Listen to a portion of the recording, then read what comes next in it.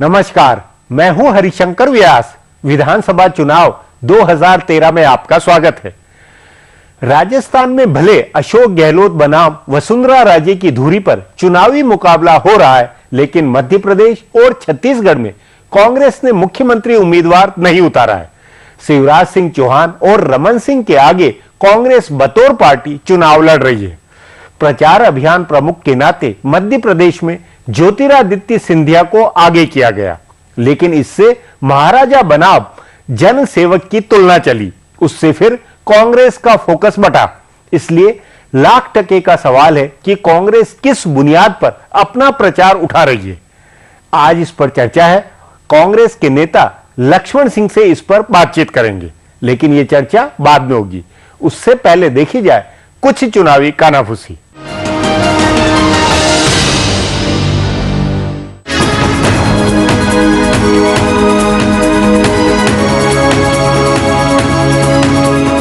मध्य प्रदेश के मुख्यमंत्री शिवराज सिंह चौहान की वेबसाइट पर उनकी सरकार के किए कामों का प्रचार किया जाता था, लेकिन चुनाव नजदीक आते ही इस वेबसाइट का इस्तेमाल कांग्रेस पर हमले के लिए किया जाने लगा है। उसमें भी कांग्रेस पर हमले के लिए देश भर के मुद्दे उठाए जा रहे हैं। राजस्थान से लेकर उत्तराखंड और हरियाणा तक के कांग्रेस नेताओं के खिलाफ लगे आरोपों को शिवराज सिंह चौहान की वेबसाइट से डाला जा रहा है। कहा जा रहा है कि भाजपा के ध्रुव नारायण सिंह और राघव जी जैसे नेताओं पर लगे आरोपों का जवाब मुख्यमंत्री की वेबसाइट से दिया जा रहा है। माई सीएम शिवराज सिंह चौहान के वेब पेज पर राजस्थान के चर्चित भौरी देवी कांड को प्रमुखता से दिखाया गया है और इसमें फंसे कांग्रेस नेताओं महिपाल मदेरणा, मलखान विश्नोई आदि नेताओं के बारे में भी बताया गया है। इसी तरह हरियाणा के कांग्रेस के उप मुख्यमंत्री रहे चंद्रमोहन उर्फ चांद मोहम्मद व फिजा प्रकरण के बारे में भी इस पेज पर विवरण दिया गया है और साथ ही उत्तर प्रदेश व उत्तराखंड के मुख्यमंत्री रहे कांग्रेस के वरिष्ठ नेता नारायण दत्त तिवारी के संबंधों का भी पूरा बखान किया गया है। सोशल मीडिया में जारी लड़ाई में यह भाजपा का सबसे तीखा हमला है।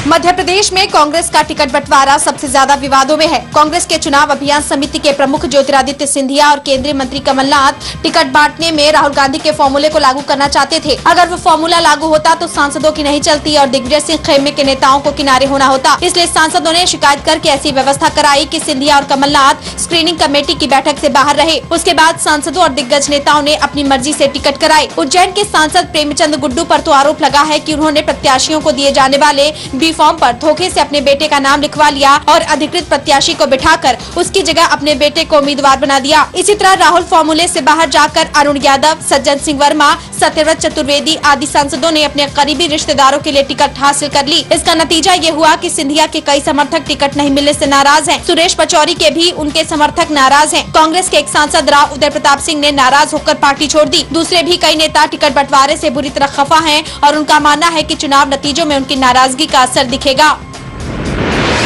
कांग्रेस और भारतीय जनता पार्टी दोनों करोड़पतियों पर खास मेहरबान है। दोनों पार्टियों ने ढेर सारे करोड़पति उम्मीदवार चुनाव मैदान में उतारे हैं। मध्य प्रदेश में दोनों पार्टियों के लगभग आधे उम्मीदवार करोड़पति हैं, तो छत्तीसगढ़ में आधे से ज्यादा उम्मीदवारों की संपत्ति करोड़ों में है। मध्य प्रदेश में कांग्रेस के 94 उम्मीदवार करोड़पति हैं, तो भाजपा के 93 उम्मीदवारों ने अपनी संपत्ति 1 करोड़ से ज्यादा बताई है। विजय राघवगढ़ से चुनाव लड़ रहे कांग्रेस के संजय पाठक मध्य प्रदेश के सबसे धनी उम्मीदवार हैं। उन्होंने अपनी संपत्ति 278 करोड़ रुपए की बताई है, जबकि भाजपा के संजय शर्मा 28 करोड़ की संपत्ति के साथ अपनी पार्टी में शीर्ष पर हैं। 5 करोड़ से अधिक संपत्ति वाले कांग्रेस के 27 और भाजपा के 18 उम्मीदवार हैं। कांग्रेस उम्मीदवारों की औसत संपत्ति भाजपा उम्मीदवारों के मुकाबले कई गुना ज्यादा है। छत्तीसगढ़ में दोनों पार्टियों ने ज्यादा करोड़पति उम्मीदवार उतारे। प्रदेश की दूसरे चरण की 72 सीटों पर कांग्रेस के 74% और भाजपा के 68% उम्मीदवार करोड़पति हैं। यहाँ भी सबसे अधिक संपत्ति कांग्रेस के टीएस सिंहदेव के पास है। उन्होंने 561 करोड़ रुपए की संपत्ति घोषित की है। छत्तीसगढ़ में कांग्रेस प्रत्याशियों की औसत संपत्ति 11 करोड़ रुपए से कुछ ज्यादा है, जबकि भाजपा उम्मीदवारों की औसत संपत्ति 2 करोड़ रुपए से कुछ ज्यादा है। यानी कांग्रेस नेताओं की संपत्ति भाजपा उम्मीदवारों से 5 गुना ज्यादा है। अब विधानसभा चुनाव का माहौल बनाने व बताने वाली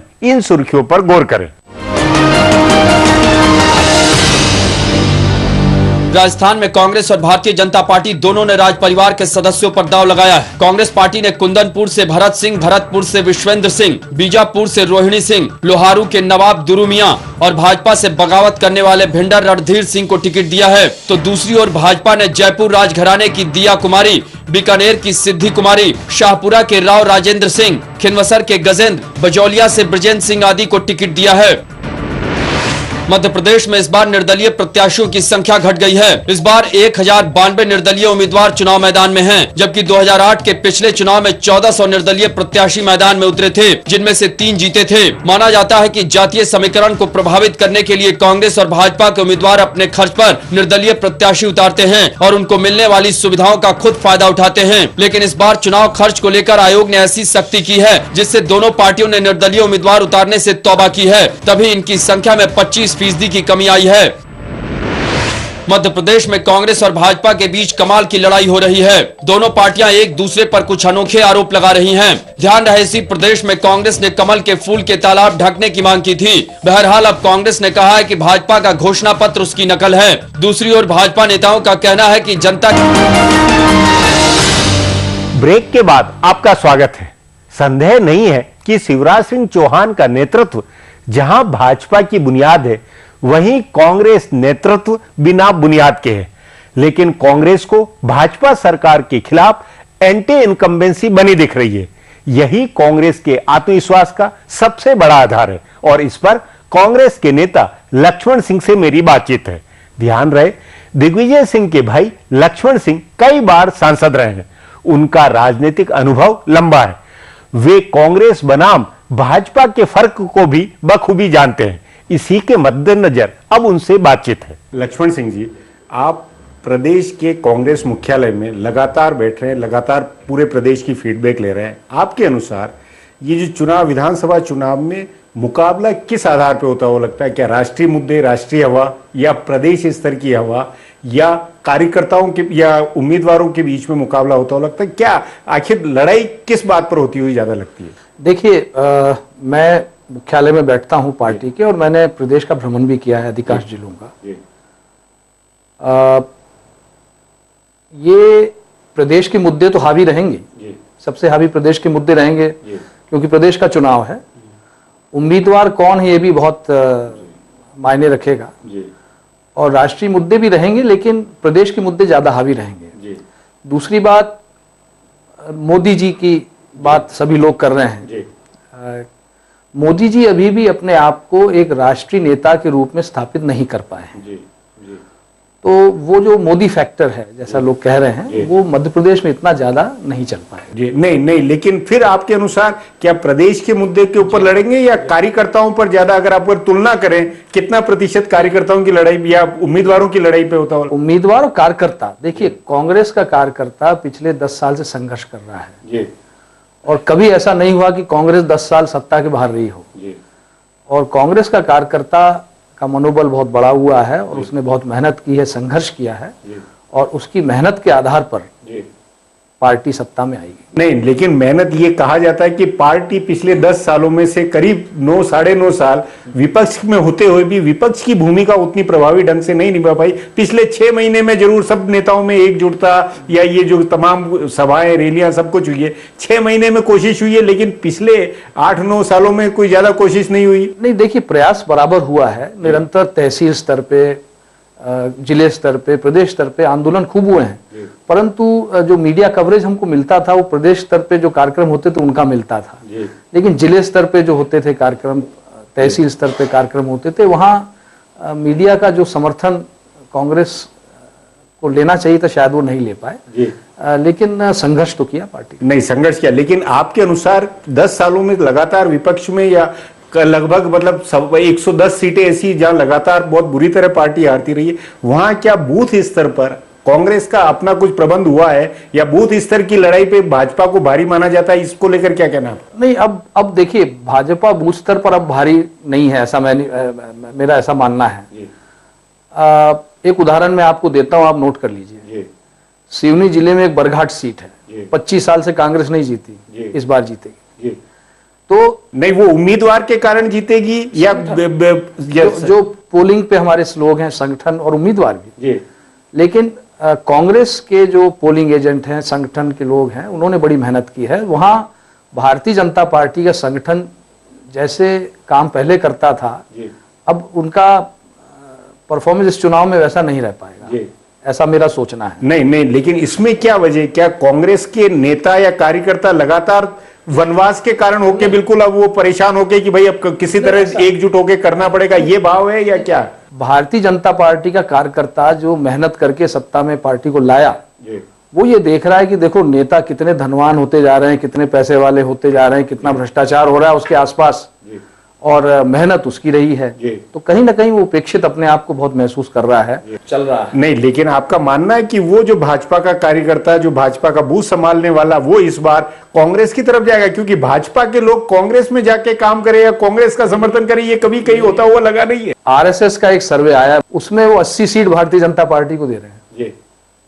और 16 सीट दे रहे हैं अन्य को और बाकी सीट कांग्रेस को। बुनियादी मुद्दा ये है कि क्या ब्रेक के बाद फिर आपका स्वागत है। मैं कांग्रेस के नेता लक्ष्मण सिंह से बातचीत कर रहा हूं। मध्य प्रदेश के चुनावी दंगल का एक मुद्दा महाराजा बनाम जन सेवक का है। भाजपा ने कांग्रेस पर राजा महाराजाओं और बड़े लोगों की पार्टी होने का आरोप लगाया हुआ। इसी पर अब आगे और बात करते हैं। लक्ष्मण सिंह जी, आपने जो कहा कि प्रदेश के मुद्दों के ऊपर लड़ाई होती हुई लगती है, लड़ाई होगी, उस नाते कांग्रेस ने अपना दाव गलत नहीं चला, क्योंकि मोटे तौर पर लड़ाई महाराजा बनाम एक जनसेवक में होती हुई लगती है। शिवराज सिंह चौहान जनता के आदमी, जनता के नुमाइंदे, मुख्यमंत्री के रूप से ज्यादा चर्चित है। क्या ये तथ्य नहीं है? देखिए, कोई महाराजा है ना राजा है आज के जमाने में जी। और सब बराबर हैं जी। पर जैसा मैंने पहले कहा कि निरंतर कांग्रेस पार्टी भ्रष्टाचार के मामले उठाती आई है जी। और शिवराज सिंह जी की छवि पहले अच्छी रही होगी, लेकिन इस बार पिछले कुछ महीनों से, 1 साल से 1.5 साल से उनके ऊपर, उनके आसपास के लोगों के ऊपर भी बहुत गंभीर आरोप। ये सब पिछले 6-8 महीने की कवायद है। खुद आसपास के लोगों में, खुद मुख्यमंत्री को लेकर कोई ज्यादा हमला नहीं है, कोई ज्यादा गंभीर आरोप नहीं है। ये जनता के आरोप हैं जी, मीडिया के आरोप हैं, विपक्ष के आरोप हैं जी। और सबसे बड़ा आरोप तो ये है कि जो इनके मंत्री लिप्त हैं भ्रष्टाचार के आरोप पर, उनके खिलाफ जांच शुरू नहीं कराई है। अगर मुख्यमंत्री चाहते तो जांच करा सकते थे। ऐसे बहुत सारे अधिकारियों की सूची है। हम मतलब सरकार के खिलाफ आपके आरोप है, सरकार से आप नाराज की बात है, लेकिन मुख्यमंत्री के स्तर पर मुख्यमंत्री सरकार का मुखिया होता है। अगर आप शिवराज सिंह को दोष नहीं देते हैं तो फिर दिग्विजय सिंह को क्यों दोष देते हैं पहले जी?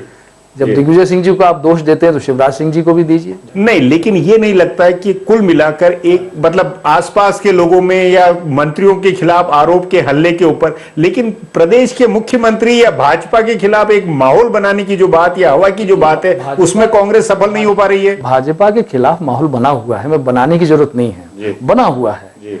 आप स्वयं भी अगर भ्रमण करेंगे और यही होगा आपने, तो जमीनी हकीकत कुछ और है। और सर्वे जो आ रहे हैं मैं उनका आदर करता हूं, लेकिन एक बार फिर सर्वे कर लें तो अच्छा है। नहीं, लेकिन नहीं, उसमें एक बात, आप जो सरकार के मंत्रियों और इनकी तरफ एक तरफ ये मुद्दा है, लेकिन सरकार या शिवराज सिंह चौहान या भाजपा का ये दावा कि पिछले 10 सालों में भाजपा ने जितनी तरह की जन कल्याणकारी योजनाएं चलाई है, जितनी तरह का जनता के बीच में जाके काम हुआ है, वो अपने आप में एक बहुत बड़ी बात है। और उसके आधार पर भाजपा अपनी पॉजिटिव वोट मांग रही, जबकि आप कांग्रेस नेगेटिव मांग रही है। हम नेगेटिव वोट बिल्कुल नहीं मांग रहे। हम जो यथार्थ है जमीन पर, जो कल्याणकारी योजनाएं चलाई हैं, क्या उन कल्याणकारी योजनाओं से वाकई लोगों को लाभ हुआ है? सिर्फ पोस्टरों में दिखा देने से, सिर्फ 2-4 उदाहरण मीडिया पे दिखा देने से सच्चाई सामने नहीं आती है। सच्चाई आती है घूमने से, देखने से। और सच्चाई ये है कि इन योजनाओं को, जितना केंद्र सरकार ने जिन योजनाओं को पैसा भेजा था, उसका दुरुपयोग ज्यादा हुआ, सदुपयोग कम हुआ है। हेल्थ सेक्टर में ले लें, एजुकेशन सेक्टर में ले लें, फिर जो घोषणाएं जिस तरह मुख्यमंत्री जी ने करी हैं, वो बहुत सारी तो लागू नहीं हो पाई। अब वो कह रहे हैं फिर से 2 मौका। कितनी बार जनता मौका दे दी? 2 बार मौका दे दिया। और 10 साल हो गए, लोग, आम जनता ये कह रही है कि भाई 10 साल इनको हो गए, अब कांग्रेस को मौका देना। आपके अपने निजी अनुभव के हिसाब से सन 2008 के विधानसभा चुनाव और 2013 के इस चुनाव में बुनियादी फर्क आप, या बुनियादी कुछ नई बात, बदली हुई बात क्या महसूस करते हैं? जी हाँ, ये 5 साल में बहुत सारे भ्रष्टाचार के मुद्दे सामने आए हैं। Mining scam, road construction scam, जो निचले स्तर की ब्यूरोक्रेसी है, उन्होंने किस तरह भ्रष्टाचार किया। हमारी तो ये यहाँ तक सूचना है कि कलेक्टरों के तबादले पैसा लेके जिले दिए गए हैं। नहीं, लेकिन ये सब सूचनाएं, ये सब आरोप पिछले, ये नहीं लगता आपको कि विधानसभा सत्र 4 साल में कई बार हुआ, कुछ भी हुआ, लेकिन कुल मिलाकर उस दौरान माहौल बनाने की या हल्ले की कांग्रेस ने कोशिश नहीं की और अब एकदम ये तमाम तरह की बातें आ रही है? कांग्रेस को ने कोशिश भी की, लेकिन माहौल अपने आप बनता है, अपने आप बन गया है जी। और माहौल आज सरकार के खिलाफ है जी। मेरा ऐसा मानना है। सरकार के खिलाफ है, पर आपके कांग्रेस, आपके अनुसार कांग्रेस की पॉजिटिव बात या कांग्रेस की लीडरशिप की बात या कांग्रेस का एजेंडा या उसमें आप क्या मानते हैं जिसके आधार पर लोग कांग्रेस को वोट दें? जन कल्याणकारी घोषणा पत्र जारी किया है और लोग कांग्रेस की तरफ देख रहे हैं वहां पर घोषणा पत्र पढ़ के। मतलब वो तो घोषणा पत्र में तो ये लगता है जैसा कि अब ट्रेंड नजर आ रहा है कि भाई उन्होंने अगर 1 रुपए किलो चावल दिया है तो हम फ्री देंगे, तो मतलब एक कदम बढ़कर 19 के बजाय 20 का कांग्रेस वायदा कर दे, लेकिन कार्य संस्कृति या पूरे प्रदेश के विजन को लेकर, विकास को लेकर तो कोई तस्वीर नहीं निकलती है। देखिए, आम जनता इस बात को जानती है, गरीब तबका जानता है कि 18 से 17 रुपया किलो सब्सिडी केंद्र सरकार देती है, ये बात वो जानती है। सिर्फ 1 रुपया 2 रुपया किलो सब्सिडी देके हम इतना बड़ा प्रचार प्रसार करें और उसका श्रेय लें तो ये उचित नहीं है, जनता इस बात को समझती है।